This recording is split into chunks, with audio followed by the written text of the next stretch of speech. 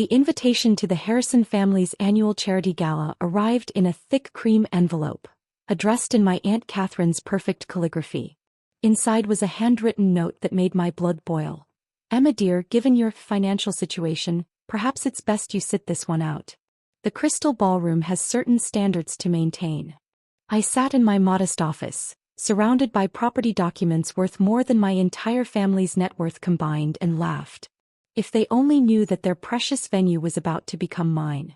The Harrison family had always been obsessed with appearances.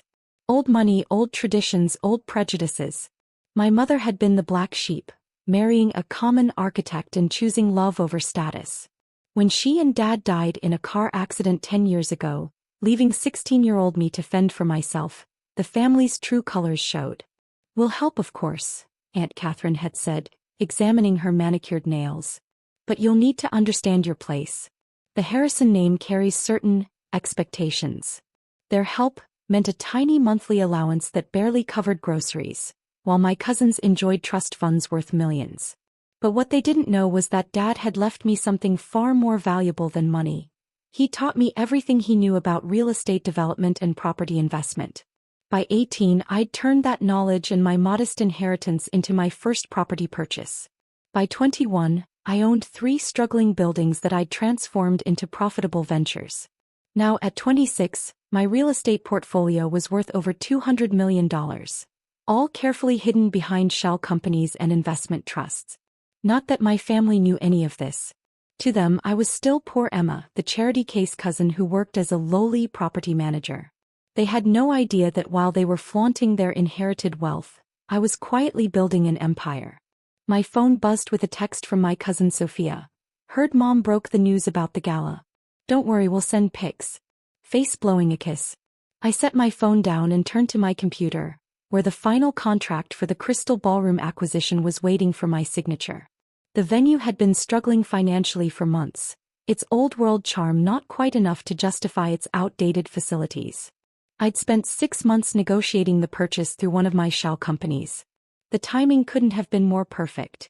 "Ms. Harrison?" My assistant Alice knocked softly.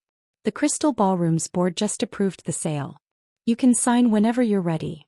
I smiled, thinking of my family's upcoming gala. "Let's make it official." The contract was signed digitally, ownership transferred with a few clicks. Just like that, I own the most prestigious venue in the city. The same venue that had supposedly deemed me too poor to attend its events. "Should I start the renovation plans?" Alice asked, knowing my usual strategy of modernizing acquired properties. "Not yet," I replied.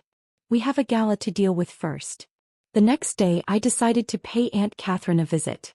She lived in one of those massive Victorian mansions that practically screamed old money, though I knew from my industry connections that she was 3 months behind on her property taxes.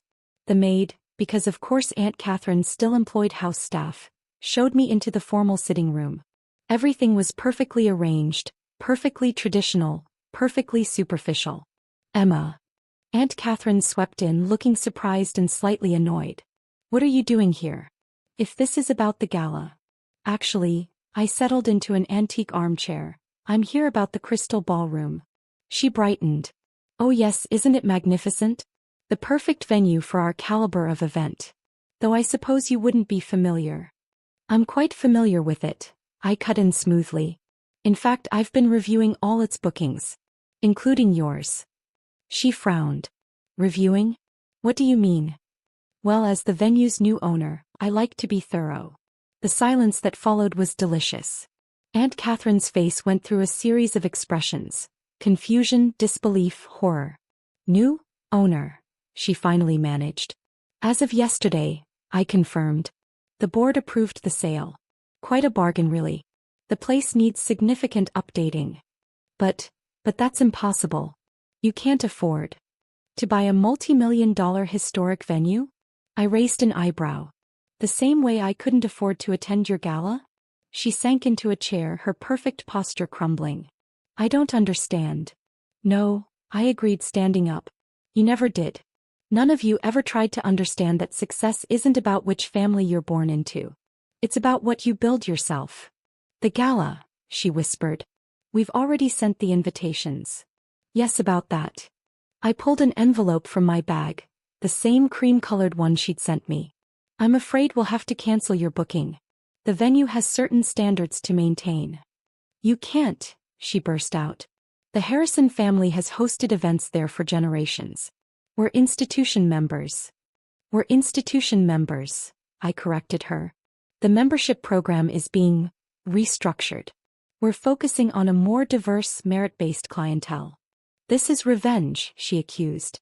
For the invitation for 10 years of condescension? For treating me like a charity case while I built something more valuable than your entire family's inheritance. I smiled. No, Aunt Katherine. This is business. Pure and simple. I reached the door before turning back. Oh, and you might want to take care of those property tax issues. I hear the city is cracking down on delinquent payments. Her sharp intake of breath told me she hadn't known I was aware of her financial troubles. How did you? I'm in real estate, remember? The lowly property manager you all look down on? It's amazing what you learn in this business. I paused. For instance, I know about the second mortgage on this house. And the credit card debt. And the fact that this year's gala was supposed to attract new investors for Uncle Robert's failing hedge fund. She sat there, speechless as her carefully maintained facade crumbled. The funny thing about old money, I continued, is that it eventually runs out if you don't know how to make new money. Something to think about. As I drove away from Aunt Katherine's mansion, my phone started buzzing with messages from various family members. Word was spreading fast. Sophia, OMG, is it true? You can't cancel our gala. Uncle Robert, let's discuss this reasonably. Perhaps we can reach an arrangement. Cousin William, this is absolutely unacceptable. Do you know who we are? I ignored them all, focusing instead on the renovation plans I'd been developing for the Crystal Ballroom. The venue had amazing potential. It just needed someone with vision to unlock it. Someone who understood that true luxury wasn't about excluding people, but about creating something extraordinary that brought people together. My father had taught me that. While designing buildings, he'd always focused on how spaces could unite communities, not divide them. That was the legacy I wanted to build, not the Harrison family's outdated elitism. But first, I had a cancellation to formalize. The official cancellation notice went out the next morning. Within hours, my office was flooded with calls from increasingly desperate family members. The governor is attending. Uncle Robert shouted into my voicemail. Do you have any idea what this makes us look like? I did, actually. My sources had already confirmed that the governor had declined weeks ago, but the Harrisons had kept promoting his attendance to attract donors. Another lie in their carefully constructed facade. By afternoon, they'd escalated to showing up at my office unannounced. I watched through security cameras as Sophia and William argued with my front desk staff, waving their platinum cards and dropping the Harrison name like it could still open doors. Should I send them up? Alice asked, amusement in her voice. No, I replied, reviewing the Crystal Ballroom's books. But make sure security gets good footage of their tantrum. We might need it later. The venue's financial records told an interesting story. Years of mismanagement under the old board, inflated prices for exclusive members like my family, while genuine community events were turned away. All that was about to change. My phone buzzed with a text from my grandmother, the only family member who'd shown me kindness after my parents' death. They're all at Katherine's house having an emergency family meeting. Thought you should know. I smiled. Want to get coffee, Gran? I have something to show you. An hour later, I gave my grandmother a private tour of the Crystal Ballroom. She walked through the grand space slowly, touching the ornate columns, looking up at the chandeliers. Your father always loved this place, she said quietly. He used to say it was wasted on people who only saw its surface beauty. He was right. I showed her my renovation plans. Look what it could be. Her eyes widened as she studied the drawings. The preserved historic details blended with modern amenities. Flexible spaces that could host both black tie galas and community events. A rooftop garden open to the public. This is what Dad would have done, I explained. Make it beautiful and accessible. Not exclusive and empty. They'll never forgive you, she warned, but her eyes were proud. They'll never forgive me anyway. Might as well give them a real reason. Just then my phone buzzed with an alert. The family meeting had moved from Aunt Catherine's house to the Crystal Ballroom's front steps. They were demanding to speak with management. Want to watch the show, Gran? She linked her arm through mine. Wouldn't miss it. We watched on the security feed as my entire family, dressed in their designer best, created a scene outside. Aunt Catherine was threatening legal action. Uncle Robert was dropping names of his powerful friends. My cousins were filming everything on their phones, probably planning to shame the venue on social media. Time to end this, I said, heading for the elevator. I stepped out the front doors and into their chaos. The security guard was trying to explain that the venue was closed for renovations, but no one was listening. Who's in charge here? Uncle Robert demanded. We need to speak with the owner immediately. You are, I said calmly. They all turned, falling silent as they saw me standing there. Emma. William's jaw dropped. What are you doing here? I work here, I said simply. In fact, I own here. As I explained to Aunt Catherine yesterday. It's true then.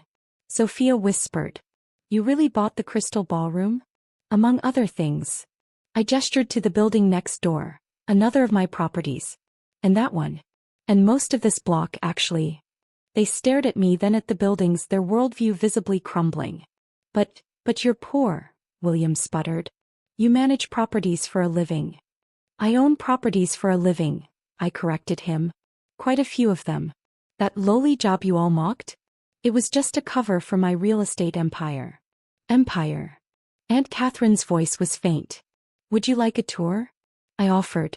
See what the poor cousin has built while you were all busy maintaining appearances? They followed me inside like dazed sheep, their designer shoes clicking on the marble floors. I showed them everything. The planned renovations, the community spaces, the restored architectural details. But where will we hold our gala? Sophia wailed. You won't, I said firmly. The Crystal Ballroom is returning to its original purpose. A space that brings people together, not keeps them apart. You're doing this to punish us, Uncle Robert accused. No, I turned to face them. I'm doing this because 10 years ago when I lost my parents and needed family, you showed me exactly who you were. Now I'm showing you exactly who I am. And who is that? Aunt Catherine asked stiffly. Someone who built something real while you were all playing pretend. Someone who learned that true worth isn't about who you exclude but what you create. Grandmother stepped forward then, her voice carrying across the marble floors. She's a Harrison who actually deserves the name. One by one they left, their perfectly crafted world shattered. Only Sophia lingered, looking around with new eyes. I never knew, she said quietly. All these years we thought. You thought what you were taught to think, I replied. That money and status were the same thing. That excluding others made you special. She nodded slowly. What happens now? Now. I smiled. Now we build something better. The Crystal Ballroom reopened 6 months later.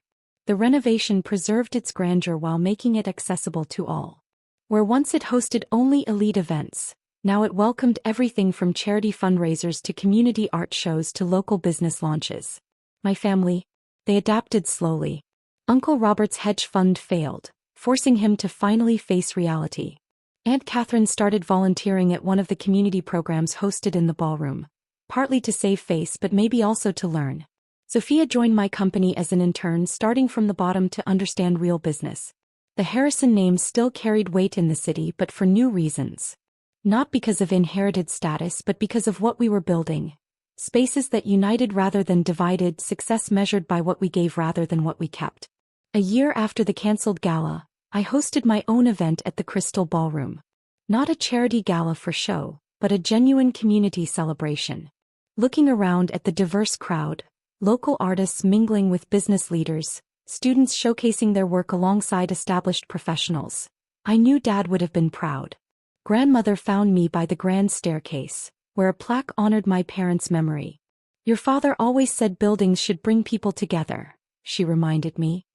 He'd love what you've done here. I watched Sophia giving tours to guests, genuinely excited about the venue's history and future. Saw Aunt Catherine actually smiling as she talked with a local artist. Even Uncle Robert had shown up, humbler but maybe better for it. You know what the best revenge is, Gran? I asked. He squeezed my hand. Creating something they can't ignore? Creating something better than they could imagine, I corrected. Something that makes their exclusivity look as empty as it always was. The crystal ballroom shone that night, its chandeliers casting light on a new kind of gathering. Not one based on who could be kept out but on who could be brought together. Sometimes the poor cousin becomes the one they all must answer to. Sometimes the venue they deem too good for you becomes the symbol of everything they got wrong. And sometimes, just sometimes, the best way to prove your worth isn't by excluding others, but by creating space for everyone to shine. The Harrison name lived on, but its meaning had changed. Not because of who we kept out but because of what we built together. And that was a legacy worth more than all their old money combined.